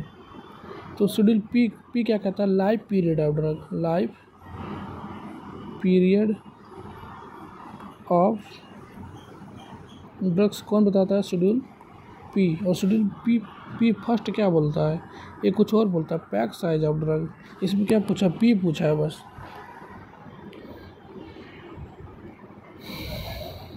तो यहाँ पे पी पूछा तो इसमें कोई ऑप्शन नहीं बन रहा है, ठीक है।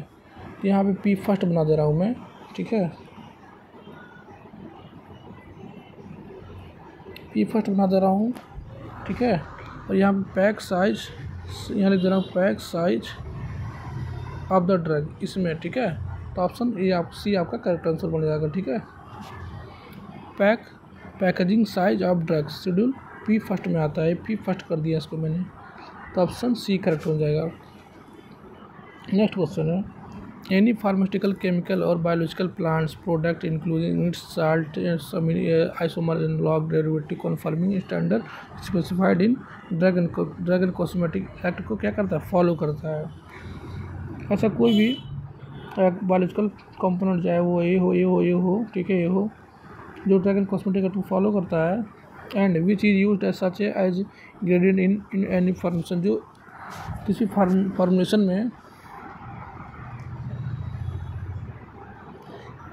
में यूज़ किया जाता है, ठीक है। तो जैसा है वैसे यूज़ किया जाता है, वो क्या कहलाता है, किसी फार्मास्यूटिकल फॉर्मुलेशन में यूज़ किया जाता है। अब सोचिए क्या हो सकता है ऑप्शन। तो कोई फॉर्मुलेशन बनाएंगे तो उसमें 2 चीज़ आती है ना, मान लीजिए ये आपका एक गोली है, पिल्स है, मान लीजिए टैबलेट है, चलिए इसका टैबलेट बना देता हूँ, पिल्स का बनाऊँ, पिल्स ज़्यादा लोग देखे नहीं होंगे, मान लेते हैं टैबलेट हो जाएगा, ठीक है, टैबलेट। जिसके अंदर एक API होता है, एक्टिव फार्मास्यूटिकल इंग्रेडिएंट होता है, ठीक है, जो ड्रग, जिसे ड्रग कहते हैं। और इसके एक और होता है एक्सिपिएंट, जिसको मिला करके आपका मेडिसिन बनता है, ठीक है। तो मेडिसिन जो होता है API से और एक्सिपिएंट से मिल करके बनता है।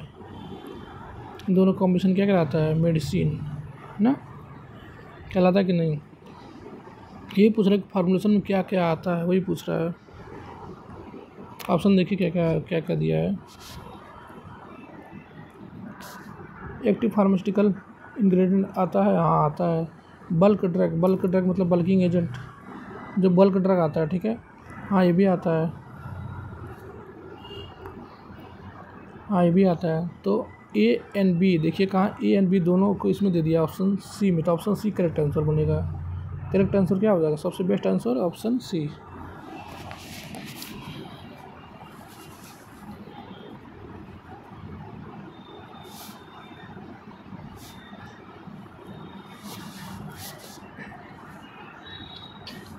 नेक्स्ट क्वेश्चन है wholesale price index means wholesale price index of all commodities, सभी सामानों का जो होलसेल प्राइस इंडेक्स होता है as announced by the department of industry policy promotion government India, ठीक है, फ्रॉम टाइम टू टाइम। मतलब क्या कह रहा है कि गवर्नमेंट ऑफ इंडिया और इंडस्ट्री पॉलिसी जो होती है एट टाइम टू टाइम जो होता है होलसेल के प्राइस इंडेक्स को कब कब वो क्या करती है? चेंज करती है। समझ लीजिए कह रहा है कब करता है? 6 मंथ में करता है? नहीं। क्वार्टरली मतलब 1/4 मंथ में करता है? नहीं। एनुअली करता है, मतलब साल साल में करता है, एनुअली। सीजनल नहीं करता। सीजनल क्या? सर्दी जुकाम है क्या सीजनल? तो एनुअली करता है, ठीक है। तो ऑप्शन सी करेक्ट आंसर बनेगा।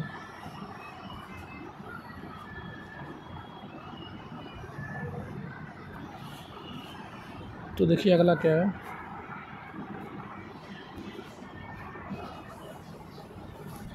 अगला क्या कह रहा है? अगला कह रहा है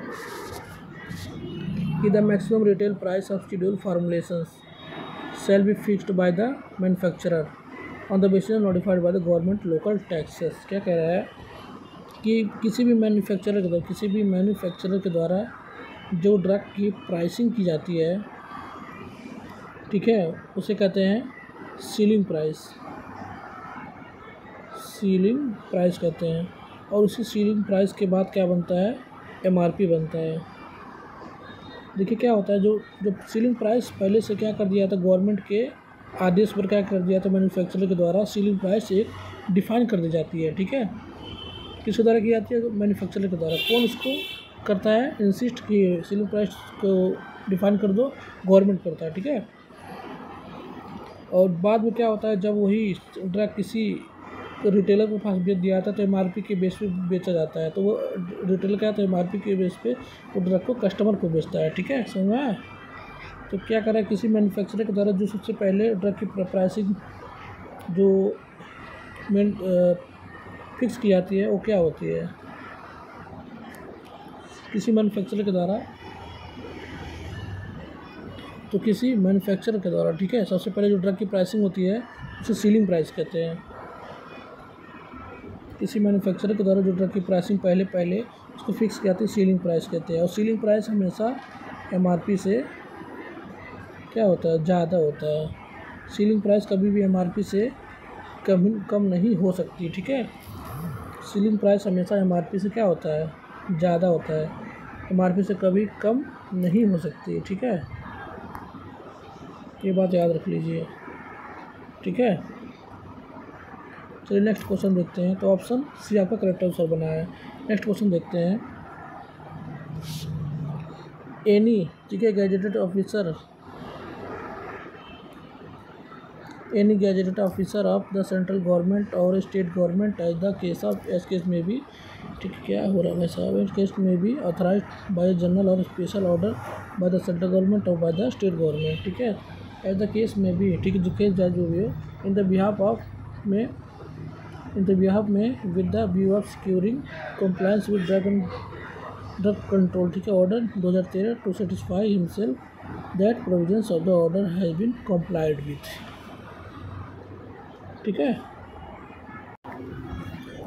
क्या कह रहा है कि किसी भी गैजेट ऑफिसर के द्वारा किसी गवर्नमेंट, स्टेट गवर्नमेंट, चाहे स्टेट गवर्नमेंट हो चाहे सेंट्रल गवर्नमेंट हो, ठीक है, यदि उसको क्या कर दिया जाता है, ऑथराइज कर दिया जाता है, ठीक है, तो उसे हम कहाँ कहाँ देख सकते हैं, इस तरह कह सकते हैं उसको कहाँ कहाँ हम कि हम ड्रग कंट्रोल कर सकते हैं, कहाँ कहाँ से उसका ऑर्डर को कंप्लाई कर सकते हैं, कहाँ से तो एंटर कर सकते हैं, चाहे एंटर कर सकते हैं सर्च एनी प्लेस, तो किसी भी प्लेस को और किसी एंटर करके किसी प्लेस को पता कर सकते हैं, ठीक है। तो ऑप्शन क्या बना, ये आपका करेक्ट आंसर बनेगा।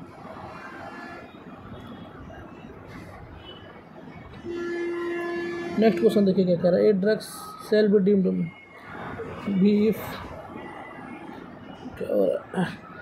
if it's so colored, coated, powdered or polished that damage is concealed, damage को छुपा दिया जाता है, और if it is made to appear of better और greater therapeutic value than it is really.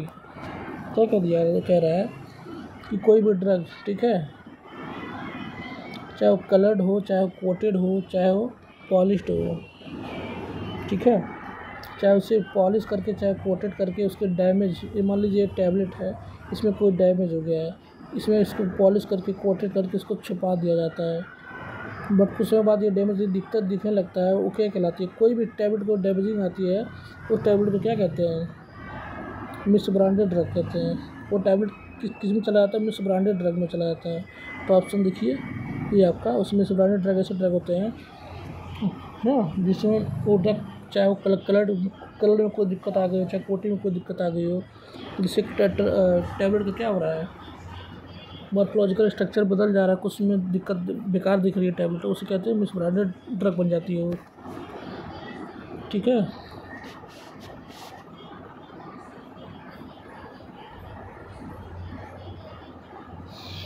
तो चलिए अगला जानते हैं।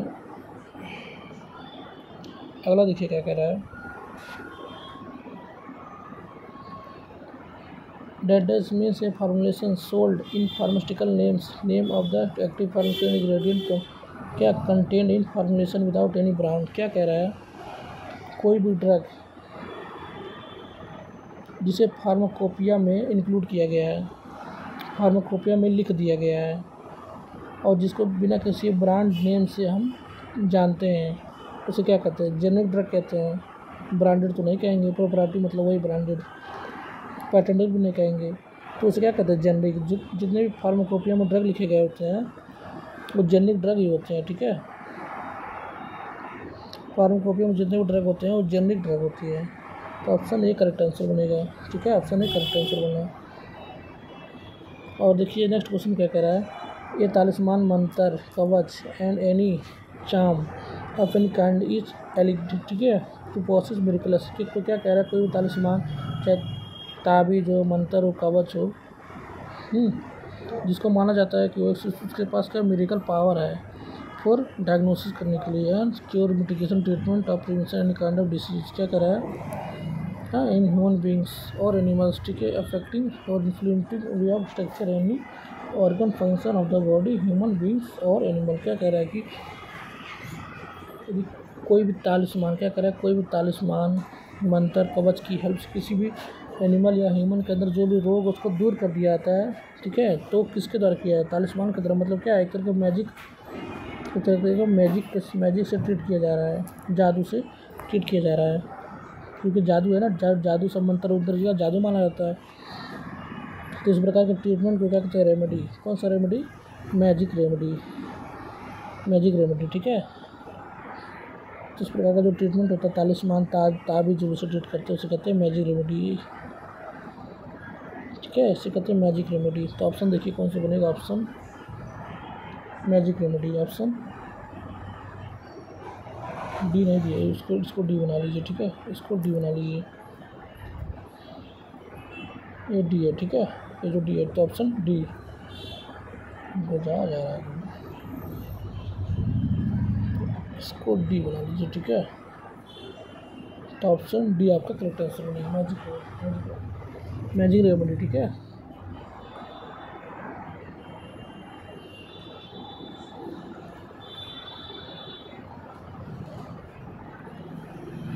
नेक्स्ट क्वेश्चन देखिए क्या कह रहा है। Whoever in contravention of provision of any narcotic psychotropic substance 1925 any rules और order of conviction on the granted thereunder can manufacture processes sale purchases transport tender state export tender uses prepared opium ठीक है opium in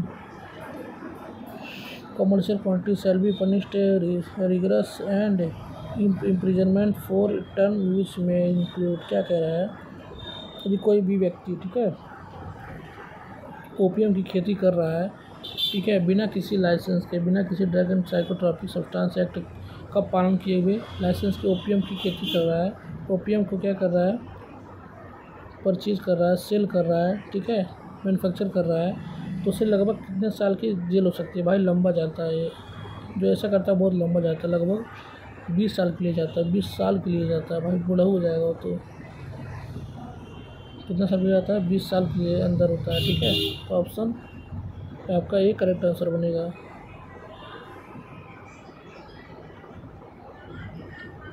last but not least, अंतिम question क्या कह रहा है। Alcohol of any strength which has been rendered unfit मतलब ख़राब हो गया, रेंडर्ड अनफिट मतलब ख़राब हो गया फॉर ह्यूमन कंजप्शन मतलब ह्यूमन के लिए ठीक है। By addition of substance approved by central government और state government with approval of government of the central. ठीक क्या कह रहा है, कोई भी एल्कोहल ठीक है, एल्कोहल ही ना, कोई भी एल्कोहल हिल जा रहा है पर कोई भी एल्कोहल ठीक है, कोई भी एल्कोहल